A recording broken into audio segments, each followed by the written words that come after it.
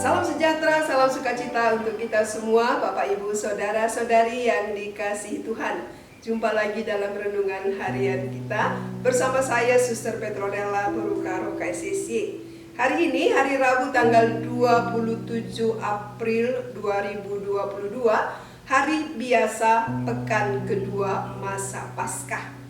Bacaan Injil yang akan kita renungkan diambil dari Injil Yohanes bab 3 ayat 16 sampai ayat 21.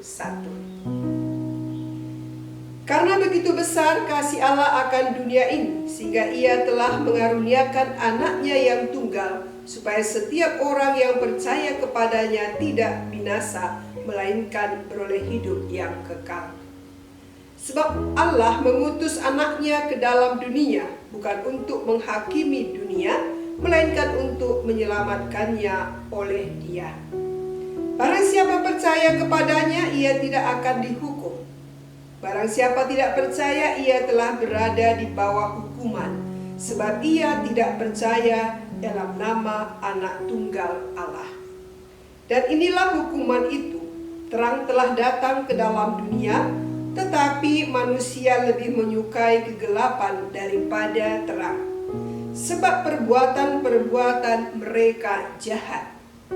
Sebab barang siapa berbuat jahat membenci terang, dan tidak datang kepada terang itu, supaya perbuatan-perbuatannya yang jahat itu tidak nampak.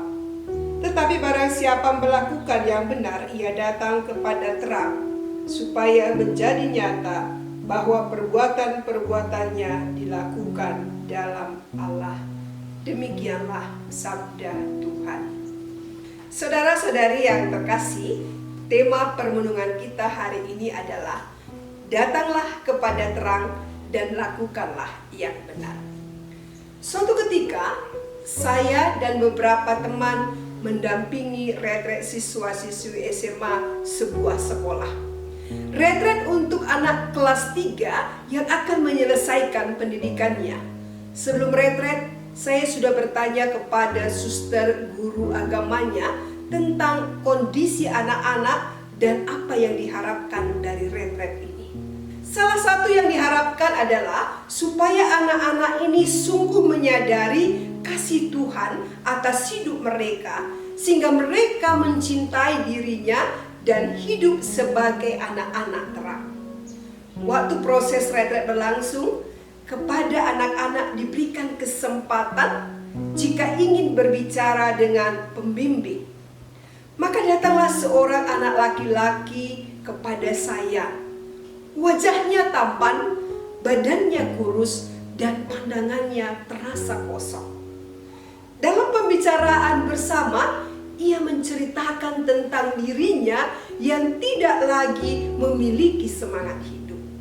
Dia dua bersaudara, orang tuanya orang yang hebat, harta melimpah, tetapi ia merasakan hidup itu kosong, hampa, dan dia telah terjerumus ke dunia yang gelap menjadi seorang pecandu narkoba.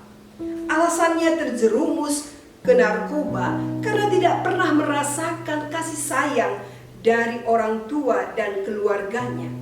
Ia diasuh oleh beberapa pembantu. Perjumpaan dengan orang tua hampir tidak pernah terjadi.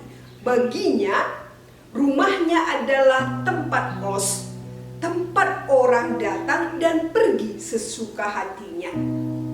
Kasih sayang orang tua telah diganti dengan uang. Kurangnya merasakan kasih sayang inilah akhirnya ia terjerumus ke narkoba. Hidupnya hancur, masa depannya juga hancur. Dalam bacaan Injil hari ini dikisahkan tentang kasih Allah yang begitu besar kepada manusia. Karena begitu besar kasih Allah akan dunia ini, sehingga ia telah mengaruniakan anaknya yang tunggal, supaya setiap orang yang percaya kepadanya tidak binasa, melainkan beroleh hidup yang kekal. Kasih menjadi alasan Allah mengutus putranya untuk menyelamatkan manusia.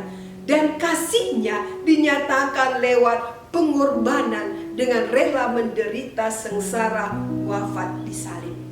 Maka dalam karya penyelamatan ini tindakan manusia memiliki peranan penting.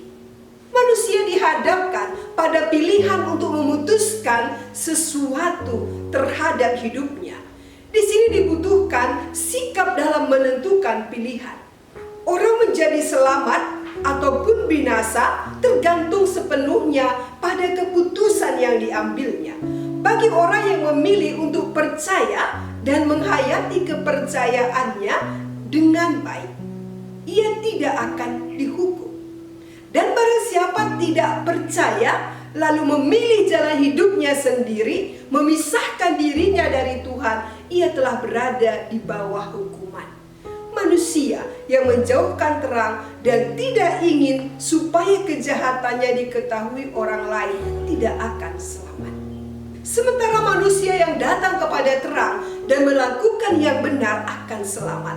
Inilah pengadilan. Pengadilan yang sudah terjadi di dunia ini, sekarang ini, pada saat kita menyatakan mengimani Yesus atau menolaknya. Saat kita mengimani Yesus, kita mencari terang dan hidup sebagai anak-anak terang. Dan ketika kita menolak Yesus, berarti kita melakukan perbuatan jahat, menghindari terang, dan hidup sebagai anak-anak kegelapan. Di masa Prapaskah ini, kita diingatkan bahwa kasih Tuhan begitu besar kepada kita. Seberapapun besarnya dosa kita, pintu pengampunan Tuhan tersedia bagi kita.